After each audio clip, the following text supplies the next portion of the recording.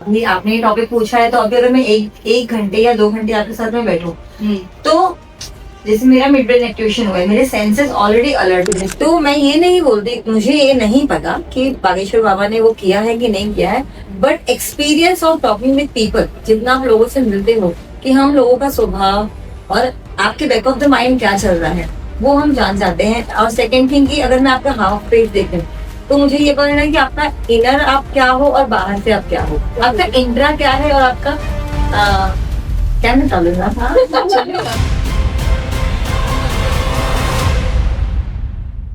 Welcome to बात करनी चाहिए। आज के इस एपिसोड में हम डायरेक्टली जुड़ रहे हैं माइंड पावर ट्रेनर से। जी हाँ, जो कि एक एंटरप्रेन्योर है, टीचर हैं, काउंसलर हैं और बहुत सारी डिग्रीज हैं उनके पास में।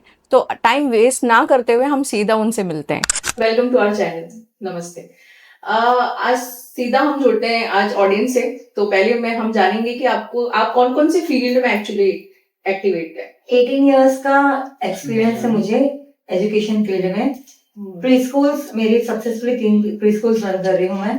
ECCA टीचर ट्रेनिंग इंस्टीट्यूट है मेरा, योगा ट्रेनर सेंटर है, और with that I am a counsellor. DMIT software के थ्रू मैं करियर काउंसलिंग करती हूँ and also mid brain activation. ये मतलब कब से स्टार्ट किया आपने? मिड ब्रेन एक्टिवेशन ये मैं 2013 से कर रही हूँ।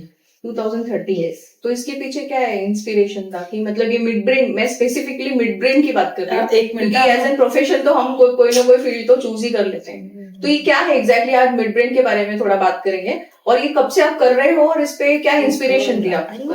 मिड ब्रेन मीन्स अभी मैंने मिड ब्रेन के बारे में सुना था when I was in training for mid brain.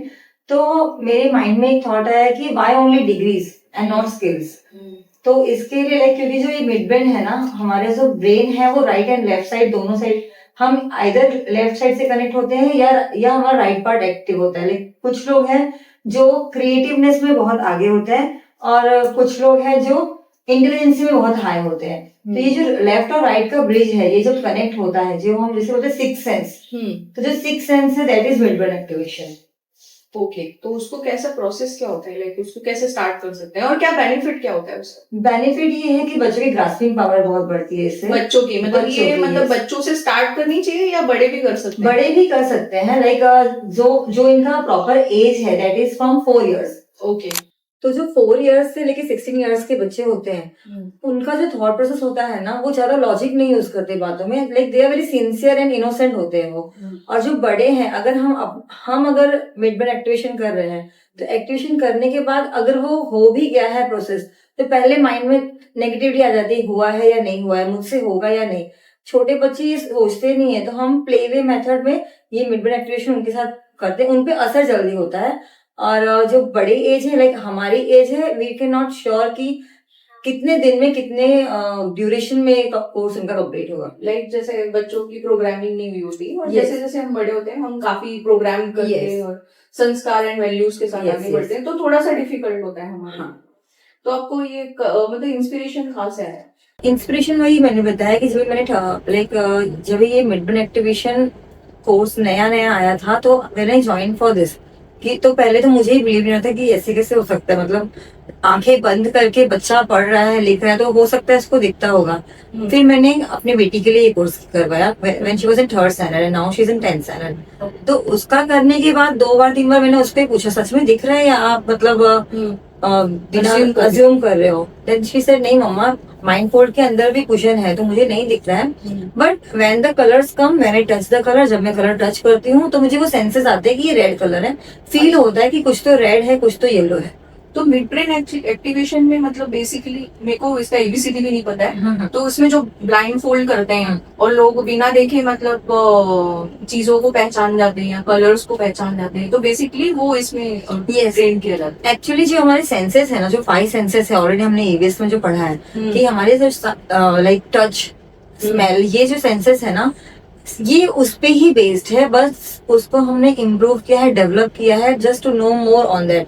तो जब भी हम ये फॉर एग्जाम्पल हमारे बॉडी के लिए हम एक्सरसाइज करते हैं, हम जिम जाते हैं, हम योगा करते हैं to just improve our body. तो वैसे ही ब्रेन का क्या, ब्रेन तो उससे भी ज्यादा थकता है ना, तो ब्रेन के ऊपर काम कौन करेगा? तो ब्रेन, जो भी हम ये प्रोसेस में जाते हैं ना, तो कुछ ब्रेन जिम्स हैं जो हम ब्रेन के लिए करते हैं। फॉर एग्जाम्पल कि आप या तो ऐसे कर सकते हो या ऐसे कर सकते हो, बट एट अ टाइम में मेरे ब्रेन को कमांड दे रही हूँ कि मुझे राइट हैंड आगे लेना है और लेफ्ट हैंड अंदर लेना है, तो मैं दो एक्टिविटीज एक साथ कर रही हूँ। तो ये पूरा जो थॉट जो प्रोसेस है ना, पहले तो ब्रेन जिम से 15 to 20 ब्रेन जिम सिखाते हैं हम बच्चों को, देन पूरी पॉजिटिव एनर्जी, देन मेडिटेशंस, और उसके बाद फिर हम 2 घंटा बच्चों को अच्छी नींद, मतलब वो सोते हैं बच्चे थे रिलैक्स, ताकि जो भी कुछ माइंड में थॉट है वो सब साइड होके उनका माइंड पूरा फ्रेश और ब्लैंक है। और जब वो उठते हैं ना, तो जैसे हमारे जो सेंसेस है, किसी किसी को अगर खाने में नमक नहीं भी पड़ा है तो भी वो बता सकते हैं स्मेल से कि आज नमक नहीं है इसमें। एस्थेटिक सेंस उनके जो फूड के होते हैं, किसी किसी को टच करके टेक्सचर पता चलता है। तो वैसे ही जब ये प्रोसेस पूरा होता है ना, तो कोई भी एक सेंस उनका इम्प्रूव और डेवलप होता है। तो बट अभी कैसे है ना कि ये पता कैसे चले, India wants proof for everything, तो ये पता कैसे चले, इसके लिए हम वो ब्लाइंड फूड लगाते हैं कि बच्चा अगर टच करके वो पहचान रहा है कि इट इज रेड, कोई भी एक सेंस उनका इम्प्रूव हो जाता है ये प्रोसेस के बाद। तो वो रिकग्नाइज करना स्टार्ट करता है कि ये रेड कलर है। तो ये कलर रिकग्निशन बहुत बेसिक चीज है।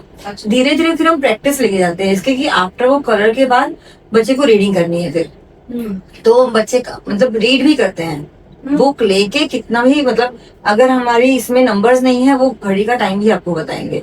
दैट इज टोटली सेंसेस और 6 सेंस है वो, या that is totally science. Okay, कैसे बच्चे लाइक कितने स्टूडेंट्स हैं आपके पास ऐसे? तब से लेके अब तक तो लाइक मैंने अब तक मोर देन 150 स्टूडेंट्स को मैंने ट्रेन किया है, और सबके ही पेरेंट्स लाइक बहुत हैप्पी है, क्योंकि जब हम ये एक्टिवेशन करते हैं ना, तो सी पेरेंट पार्ट बहुत बड़ा होता है इसमें। अगर आपने एक फीस भर के आपने कुछ कोर्स करवाया है और आप उस पर प्रैक्टिस नहीं कर, एटलीस्ट 10 मिनट्स बच्चों का प्रैक्टिस होना चाहिए घर पे। जब जितना वो प्रैक्टिस करेंगे at least for the 1 year 6 month, तो वो once it's done means for life time. अगर हमने ऐसे स्टार्ट किया कि अगर आप आंख बंद करके लिख सकते हो, तो doing maths is very easy for you. इस तरह से बच्चों को हमें कन्वर्ट करना है to build their own confidence, कि अगर आप आंख बंद करके कलर पहचान ले रहे हो, आप आंख बंद करके चेस खेल पा रहे हो, तो ये सम्स आपके लिए तो कुछ भी नहीं, इट्स वेरी इजी। तो बच्चा भी सोचेगा कि हाँ ये मेरे लिए कुछ भी नहीं, मैं तो आंख बंद करके बहुत कुछ कर सकता हूँ।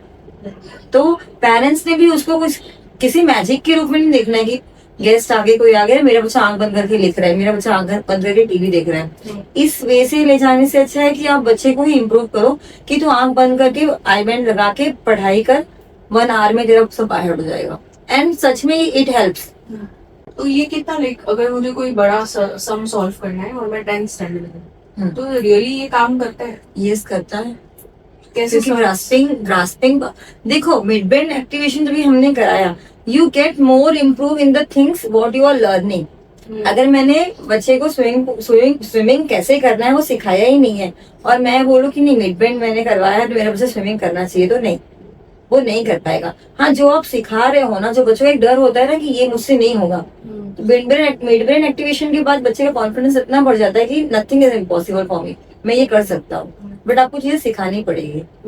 जैसे अगर 4 साल का बच्चा मेरे पास कोर्स के लिए आ रहा है और उसे कलर्स ही नहीं पता है, तो उसका तो मिड ब्रेन एक्टिवेशन हो गया, बट वो मुझे कैसे बताएगा कि ये रेड कलर है? अगर मैंने पूछा विच कलर इज दिस, उसको कलर का नाम ही नहीं पता है, तो वो कैसे बताएगा कि ये रेड कलर है? तो बेसिकली जो आप सिखाओगे वो बच्चा बेस्ट सीखेगा। ऐसे कितने मेरे स्टूडेंट्स हैं कि जिन्होंने लाइक हिंदी में मार्क्स कम है, इंग्लिश में मार्क्स कम है, but after mid brain activation they are good in all subjects.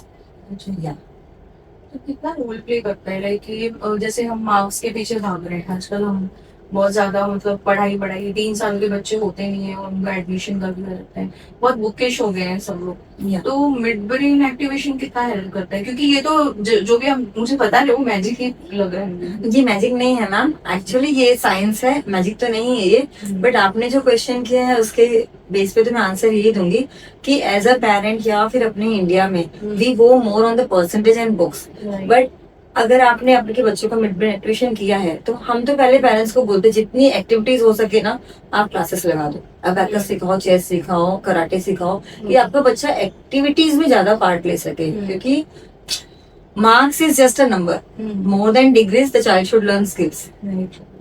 तो अबैकस से तो मैंने सुना है कि बच्चों का मतलब मैथ्स थोड़ा खराब होने लगता है क्योंकि वो बहुत ज्यादा मतलब अजम्पशंस पे जाते हैं समथिंग। क्या प्रोसीजर है उसका अबैकस? आप मार्केट वाइज अगर जाएंगे तो इट्स अ बिजनेस, मीन्स मेरी खुद की अबैकस की मैं खुद फ्रेंचाइजेस देती हूँ अबैकस के, बट अगर आप मार्केट वाइज जाओगे, जो आपने क्वेश्चन किया, इट इज वेरी करेक्ट।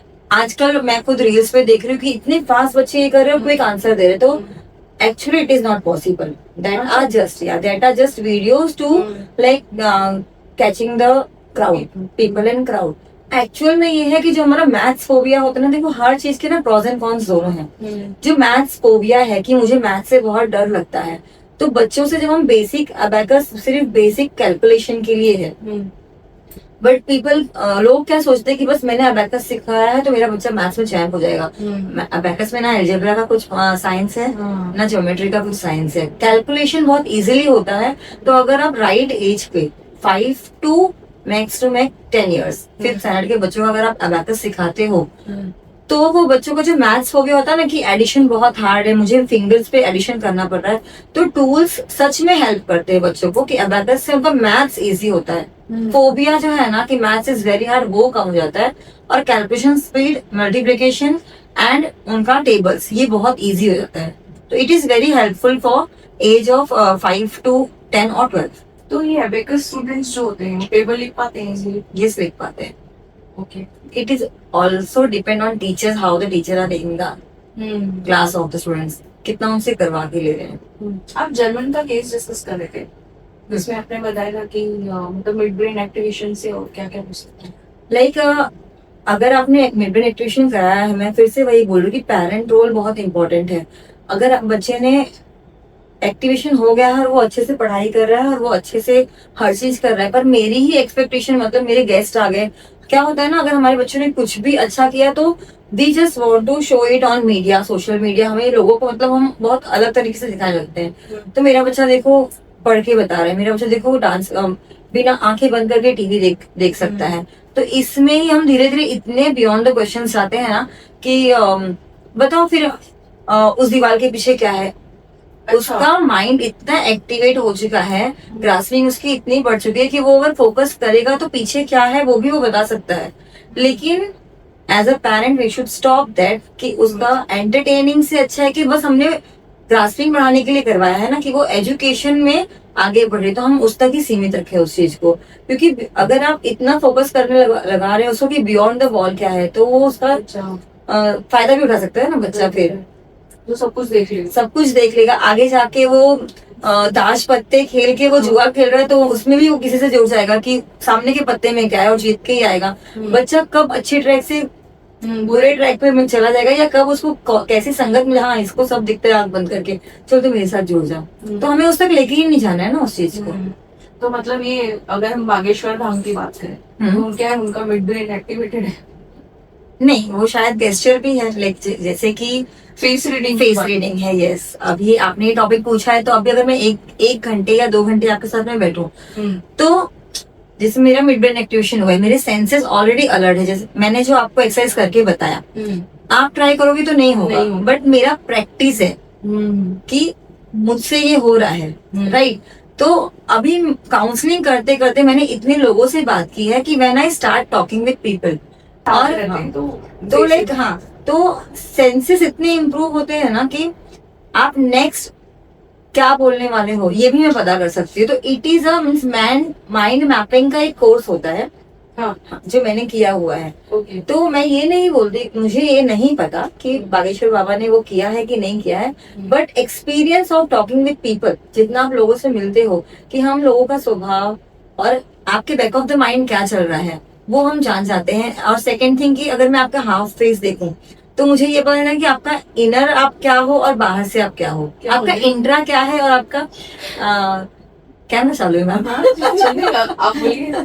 तो आप लाइक आपका इनर कोर क्या है और आपका आउटर कोर क्या है, तो हम वो भी फेस से, तो फेस रीडिंग या फिर माइंड मैप, तो इसके पीछे भी ना साइंस एंड साइकोलॉजी है।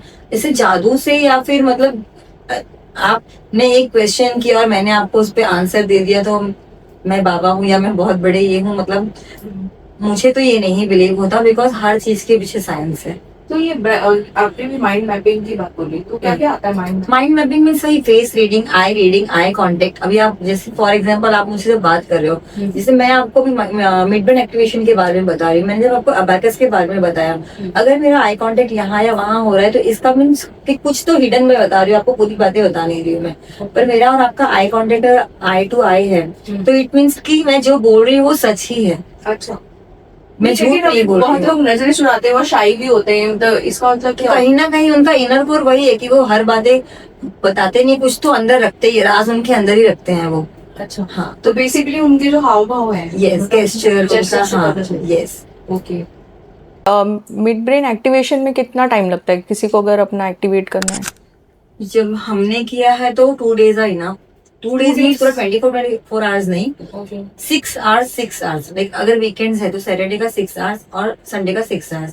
6 hours इसके लिए क्योंकि 20 ब्रेन जिम सिखाना है मुझे, उसके बाद फिर 1 घंटे का मेडिटेशन भी लेना है मुझे। अच्छा, meditation? Yes, meditation, normal meditation जो हम लाइक ओम नमो भगवते वासुदेवाय और silent music, nature music, meditations. And उसके बाद फिर जो मैंने बोला म्यूजिक थेरेपी है उनकी, वो 2 घंटे की। तो ऐसे, और वो होने के बाद when the child wake ups, तो मुझे फिर वो पूछना और उनको रियलाइज करा के देना कलर्स वगैरह। तो ये फर्स्ट डे में ही बच्चा 60 to 70% वो एक्टिव हो चुका होता है, एंड सेकेंड डे 100%। तो अभी कैसा हो गया ना, बहुत से कंपनीज, बहुत से इंस्टीट्यूट्स वो सोचते हैं कि like we can make more money through this course, तो वो बताते हैं 3 months लगेगा, 6 months लगेगा। लाइक नहीं, आप एक साथ 10,000 भरने की जरूरत नहीं है, लाइक 10,000 to 15,000, कोई 20,000 भी फीस लेता है इस चीज की। बट अगर देखा जाए तो it is one time gift from parents to a child. हम बर्थडे पे लाख रुपए खर्चा कर देते हैं, तो जहाँ 15,000 20,000 कुछ नहीं है देखा जाए तो। बट बहुत से कंपनीज क्या करते हैं कि नहीं 3 months लगेगा, and they ask for like 4,000 in a week. आप 6 सेशंस लेके आइए, 5,000 लगेगा। तो इस तरह से पेरेंट्स के पैसे बहुत चले जाते हैं, 30,000 तक भी चले जाते हैं। बट एक्चुअल 10 to 15,000 में 2 days में ये इट इज कम्प्लीटली डन। उसके बाद 10 minutes अगर बच्चा प्रैक्टिस कर रहा है घर पे for 3 months, it is done. मतलब पेरेंट की एक मेंटालिटी भी होती है ना कि मतलब बच्चों को जादूगर नहीं बनाना है, मतलब पढ़ाई करवा लो। पेरेंट्स की मेंटालिटी एक्चुअली अब ऐसा हो गई है कि मेरे बच्चे को हर कुछ आना चाहिए, सब कुछ आना चाहिए। हाँ, ये तो है। बट एक कहीं ना कहीं एक है, मतलब हाँ, कुछ पेरेंट्स का ऐसा भी है कि नहीं मुझे जादूगर नहीं बनाना है, पर हाँ। इसके लिए मैंने पहले ही को बताया कि it's not a magic, it's science. आप उससे कितना करवा रहे हो एजुकेशन के लिए, जैसे मैंने वो एग्जांपल दिया कि मिड ब्रेन होने के बाद आप उसका एंटरटेनमेंट मत बनाओ ना कि मेरा बच्चा देखो बिना देखे ही सब पहचान सकता है। हाँ, किसी का आपको लगता है किसी के पेरेंट्स का कॉन्फिडेंस, बच्चों का कॉन्फिडेंस लो है, या वो ग्रास्पिंग नहीं कर पाता, वो भूल जाता है, कॉन्सेंट्रेट नहीं करता, तो आप गाइड कर सकते हो कि आप मिड ब्रेन एक्टिवेशन करा लीजिए, हमने भी कराया है। पर हम क्या करते हैं कि बार बार बच्चे इरिटेट हो जाते हैं कि क्या है, कोई भी आया तो मुझे बोल रहा है अब दिखाओ। तो ये नहीं कराना, आप ये करोगे तो जादू में गया। और अगर आप उसको बच्चों को बोल रहे हो कि बिना आंख बंद करे अगर तुम ड्राइंग कर सकते हो, तो मैथ्स क्या है जो मैंने पहले बताया आपको, तो साइंस क्या है, तो आप पॉजिटिवली वो चीज ले सकते हो अगर साइंटिफिकली आप चाहेंगे तो। ये पेरेंट्स कितना रोल प्ले करते हैं? लाइक अभी जैसे अभी बहुत सारी न्यूज में आया है कि बच्चे ट्यूशन जाते हैं फिर वहां पे सुसाइड कर रहे हैं, नहीं जाना है उनको, और बहुत सारे बच्चे कम एज में सुसाइड कर रहे हैं। ट्यूशन तो like I am totally against with tuitions. Tuitions जाना मीन्स ऐसा है कि as a parent if we are busy, तो हमारा बच्चा 2 घंटा कहीं तो एंगेज है, उसलिए अगर आप ट्यूशन भेज रहे हो तो दैट इज टोटली करेक्ट। कि टीवी देखने से अच्छा कि 2 घंटा वो एक टीचर की नजर में है और वो वही पढ़ाई कर रहा है जो हम घर पे ले सकते हैं। होमवर्क करना और रीड करना, रट्टा मारने का काम करना। क्लासेस जा रहा है तो वहां वो पढ़ के ही आएगा, सिलेबस रिपीट होगा। पर ट्यूशन तो एक क्लास में हर स्टैंडर्ड के बच्चे बैठे हैं। जब स्कूल में पॉसिबल नहीं है कि साइंस की टीचर ग्रामर ले सकती है, तो ट्यूशन में कैसे पॉसिबल है? नहीं पॉसिबल। तो जस्ट आप ये थॉट से अगर भेज रहे हो कि बच्चा क्लास में जाके 2 घंटा एंगेज है तो ट्यूशन ठीक है। पर होता क्या है ना कि पहले व्हेन वी वर किड, अगर टीचर ने एक लगा भी दिया या डांट दिया तो हम घर पे बताने के लिए डरते थे कि टीचर ने डांटा है, बिकॉज पहले हमारे पेरेंट्स पूछेंगे तुमने क्या किया।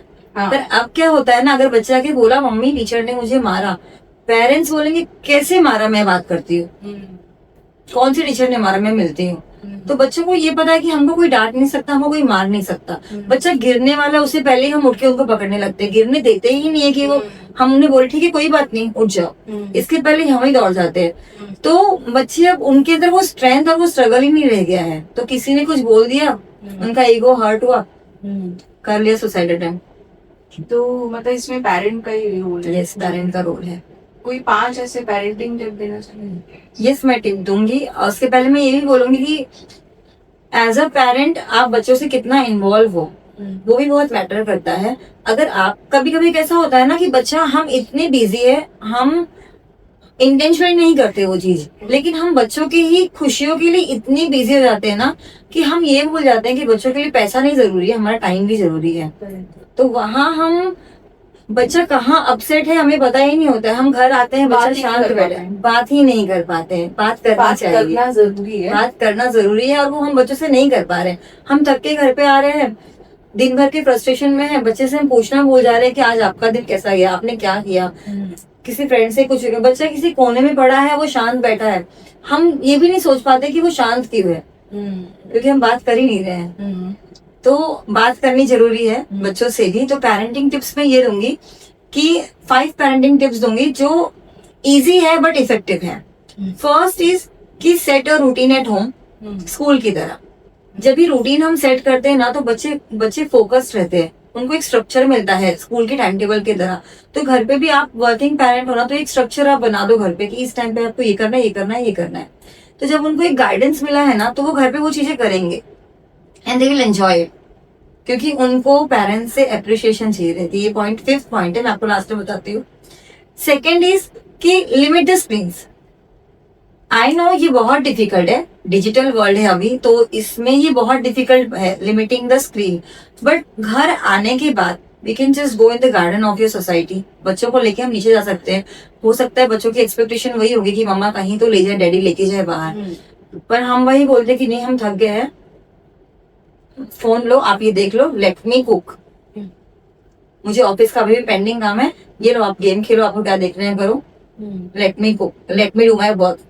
पापा नीचे जाना है, जेप्टो कर लो, मैं काम कर रही हूँ। हम कहीं उन्हें टाइम दे ही नहीं पा रहे। तो we can limit the screens. घर में ही हम लूडो, प्रॉपर लूडो लाके खेलते हो। अब बच्चे आजकल ऊनो बहुत पसंद करते हैं। बैठ जाओ, अपने भी फोन साइड में रख दो, बच्चों को भी फोन साइड रख दो और इन्वॉल्व हो जाओ बच्चे से। तो involving, third tip is involving, बहुत इंपॉर्टेंट है। बच्चों को कंट्रोलिंग नहीं लगना चाहिए। आप इन्वॉल्व हो, क्या कर रहे हो, पर वो इन्वॉल्वमेंट में कंट्रोलिंग नहीं दिखना चाहिए कि ये क्या कर रहे हो, ये मत कर। Fourth point, model the behaviour. Like हमारे ना एक्सपेक्टेशन बहुत है बच्चों से कि हमारे बच्चे बहुत अच्छा बिहेव करें, लेकिन बच्चे ना ये बहुत अच्छे कॉपी लर्नर होते हैं, इमीडिएट लर्नर होते हैं। तो अगर हमारे एक्सपेक्टेशन है कि बच्चे अच्छा बिहेव करे, तो आपका पेशेंस, आपका काइंडनेस, आपकी ऑनेस्टी वो कहाँ से सीखेंगे? तो model the behaviour you want to see in your child. ये 4th टिप है पेरेंट्स के लिए कि अगर आप बच्चों को काइंडनेस सिखाना चाह रहे हो तो आप काइंडनेस खुद से स्टार्ट करो, वो आपको देख के ही वैसे बनेंगे। अगर आप ही बार बार एग्रेसिवनेस में बात कर रहे हो, बच्चों से गुस्से में बात कर रहे हो, क्या कर रही है, उनका टोन, उनका लैंग्वेज वैसा ही होते जाएगा। तो you have to be the role model for your child, आपको ही उनका रोल मॉडल बनना है। एंड 5th, वेरी इंपॉर्टेंट, कि सेलिब्रेट स्मॉल स्मॉल थिंग्स। उनके जो एफर्ट्स है ना वो सेलिब्रेट करो, बट रिजल्ट से बेटर है कि आप, मतलब हम रिजल्ट सेलिब्रेट करते हैं, मेरे बच्चे ने 96% लाया, मेरे बच्चे ने 86% लाया। मैं बोलती हूँ अगर बच्चे ने 60% भी लाया है ना तो भी आप सेलिब्रेट करो, क्योंकि उसने एफर्ट्स ली है उसमें। तो सेलिब्रेट द एफर्ट्स। उसने कुछ कोशिश की है और वो फेल हो गया, फिर भी आप सेलिब्रेट करो, क्योंकि एटलीस्ट उसने ट्राई किया है। अगर वो ट्राई ही नहीं करता तो वो उतना भी नहीं बना पाता। सो तो ये 5 जो पेरेंटिंग टिप्स हैं, अगर हम अपने बच्चों के साथ स्टार्ट करते हैं तो हमें, हमारी पेरेंटिंग बहुत अच्छी होगी, और जो हमें एक्सपेक्टेशंस है बच्चों से वो अपने आप वो खुद करते जाएंगे। तो ये 5 चीजें आप याद रखिए कि इन्वॉल्वमेंट, बच्चों से इन्वॉल्वमेंट, प्लानिंग द स्ट्रक्चर, घर में ही स्ट्रक्चर प्लान करना, और खुद उनके रोल मॉडल बनिए आप। एंड तो ये 5 चीजें अगर हम सेट करते हैं खुद के लिए एज अ पेरेंट, तो आपकी पेरेंटिंग बहुत अच्छी होगी। जैसे कि शॉर्ट में एक जो फर्स्ट है, set a routine at home, limit the screens, involve with the children, and be the role model of your child, and celebrate the efforts of your child. मैंने आपके प्रोफाइल में DMIT के बारे में पढ़ा, हाँ, क्या होता है? तो DMIT जो ये है, DMIT टोटल ये जो आपके फिंगर के रिजिट्स हैं इसके बेस्ड पे इसका फुल फॉर्म क्या है? DMIT dermatoglyphic multiple intelligence test. Okay, ये test DMIT है। में ही, हाँ, वो एक टेस्ट है। इसमें भी साइंस है। जब मैं एक्सप्लेन करने के लिए किसी भी क्लाइंट के बच्चों के थंब चेक करती हूँ तो लोगों को लगता है कि ये कोई मतलब एक एस्ट्रोलॉजी है, पामिस्ट्री है, but no, it is totally science. ये जो रिजिट्स है ना, जो ये हाथों के अपने फिंगर्स की जो ये रेखाएं हैं, रिजिट्स, ये माँ के गर्भ में तैयार होता है, मदर वॉम में, और एंड तक ये मिटता नहीं है, सेम सेम ही रहता है। तो ये टेस्ट के द्वारा हमें पता चलता है कि आपका इनर पोटेंशियल क्या है, आपके इनबिल्ट टैलेंट्स क्या है, आप साइंस के लिए बेटर हो या आप मैथ्स के लिए, कॉमर्स के लिए बेटर हो, आपका इंट्रा कितना हाई है और आप कितना लाइक एक्सट्रोवर्ट हो या इंट्रोवर्ट हो, आपका ग्रॉस ज्यादा बेटर है या आपका फाइन ज्यादा बेटर है, लाइक आप डांस कराटे के लिए ज्यादा बेटर हो या आप हैंड राइटिंग के लिए, पियानो के लिए ज्यादा बेटर हो। जैसे कि मैंने अभी पहले बताया था कि we should go more for technologies, कि हमें परसेंटेज के साथ साथ हमें स्किल्स पे भी काम करना चाहिए। बट अगर अभी मैंने बोला है कि स्किल्स पे काम करो, इसके लिए हम रेंडमली कोई भी क्लासेस नहीं भेज सकते ना बच्चों को। तो अगर मुझे राइट एज पे बच्चों को क्लासेस भेजना इज लाइक, अब ऐसा हो गया है ना कि we are, it's a investment. बच्चों की एजुकेशन करियर एक इन्वेस्टमेंट हो गई है, तो मुझे कहीं तो पैसे इन्वेस्ट करना ही है। मैंने भेज दिया बच्चों को चेस के क्लास में, या मेरा ड्रीम है कि मेरा बच्चा CA बने, पर अगर मेरे बच्चे का लॉजिक वीक है तो हम बोलेंगे कि मैंने सेम बेस्ट क्लासेस लगाया है, मैं लाख रुपए फीस भर रही हूँ, मेरे फ्रेंड का बेटा CA बन गया पर ये अभी तक कुछ कर ही नहीं पा रही, हम उस बच्चे को ब्लेम करेंगे। बट हमें बच्चे का इनबिल्ट टैलेंट पता ही नहीं ना। अगर उसका लॉजिक वीक है और अगर आपको राइट टाइम पे पता चल जाता कि मेरे बच्चे का लॉजिक वीक है, तो या तो आप आपका पैटर्न चेंज करते कि उसका नेचर कैसा है, उसका लर्निंग स्टाइल क्या है, बच्चों का लर्निंग स्टाइल क्या है ये भी पता चलता है। अब उसका अगर बच्चा थोड़ा सा स्टबर्न है और आप मार रहे हो नहीं तू मैथ्स कर, क्यों नहीं कर रहा है, तो अंदर से, बाहर से वो आपको डर रहा है, अंदर से भी वो आपकी रिस्पेक्ट कर रहा है, पर उसको उसके पल्ले लॉजिक वो पढ़ ही नहीं रहा, तो अंदर से ना मुझे करना ही नहीं, बस कराए जा रहे हैं। पर अगर आपको स्टार्टिंग में बदलता तो आप या तो बिहेवियर आपका चेंज करोगे, थोड़ा से प्यार से करो, बेटा तेरे लिए कुछ नहीं है, तो कितना होशियार है, कितना अच्छा है, तो ये कर सकता है, तो वो आपके ख्वाहिश के हिसाब से CA हो सकता है। या फिर बच्चा CA के लिए नहीं है, उसका साइंस बहुत अच्छा है और आपको ये रिपोर्ट में पता चल रहा है कि इसका साइंस अच्छा है, तो आप राइट इन्वेस्टमेंट करोगे। आप क्यों कॉमर्स के लिए डालोगे? आपको अगर पता है कि ये डांस नहीं करेगा, अच्छा ट्रेनर है और आपके डर से वो जा रहा है डांस क्लासेस तक, तो डांस में उसकी इम्प्रूवमेंट है, पर धीरे धीरे ना आपको उसके अंदर लेजीनेस दिखेगा कि मुझे आज नहीं जाना है, मुझे आज नहीं करना, कहीं ना कहीं पे स्टक हो जाएगा। बट वही आप देखोगे कि अगर रिपोर्ट में तो उसका फाइन स्ट्रांग है, उसका वोकल स्ट्रांग है, आपने म्यूजिक क्लासेस लगा दिया, तो वहां वो इंटरेस्ट से जाएगा क्योंकि वो उसका इनबिल्ट टैलेंट है। तो DMIT इज लाइक ना, इट हेल्प्स अ लॉट। आप बच्चों को करियर कौन सा चूज करना है और किस तरह से। NLP भी सेम होता है? NLP भी लाइक, NLP जो माइंड मैपिंग था वो पूरा उसका कोर्स है जो मैंने पहले बताया था। DMIT करियर काउंसलिंग के लिए कि किस करियर में और कैसे हम कराएं। अगर उसका, जैसे मैंने बताया कि वो लॉजिक वीक है, तो मैं ये नहीं बोलती वो CA नहीं बन पाएगा, फिर आपको किस तरह से कराना है वो हम गाइड करेंगे कि कितना टाइम लग सकता है, किस पैटर्न का वो बच्चा है उसके हिसाब से। तो अगर कोई मतलब बच्चा है और वो कॉलेज जाके उसको रियलाइज होता है कि नहीं मैंने गलत स्ट्रीम ले लिया है, तो ये उससे मतलब ये होगा। और जैसे आप फिंगर्स की बात कर रहे हो, तो मुझे लगता है जैसे हम आधार कार्ड के लिए जाते हैं तो बार बार अपना ये चेंज होते रहता है। नहीं, बिल्कुल भी वो चेंज नहीं होता है। हम आधार कार्ड अपडेट इसलिए कराते हैं क्योंकि आधार कार्ड जब 3 साल की उम्र में हम करते हैं, फेस और रिजिट्स प्रॉपर नहीं आए होते हैं, हाँ, इसके लिए वो अपडेट कराना पड़ता है क्योंकि रिजिट्स बाद में फिर से परफेक्टली आने के लिए। सेम रीजन कि हम 3 साल के नीचे के बच्चों के DMIT टेस्ट नहीं करते क्योंकि रिजिट्स हमको काउंटिंग करने के लिए नहीं समझ में आता है, वो प्रिंट पूरा प्रॉपर नहीं आता है। चेंजेस तो होते हैं ना, चेंजेस नहीं होते हैं, सेम रहते हैं। अगर चेंजेस प्लेन हो जाता है नहीं, आगे चल के वो प्लेन होता है, वो काम कितना किस हिसाब से कर रहे हैं, बहुत कटिंग कर रहे हैं तो वो कट हो जाएगा। अच्छा, वरना रिजिट्स अगर चेंज होते तो क्राइम वाले फिर उस चीज से कैसे फिर ये कर पाते हैं ना, जो फिंगरप्रिंट्स के हेल्प से जो पकड़े जाते हैं क्रिमिनल्स, तो वो तो फिर फेल जाता, वो पॉसिबल ही नहीं होता।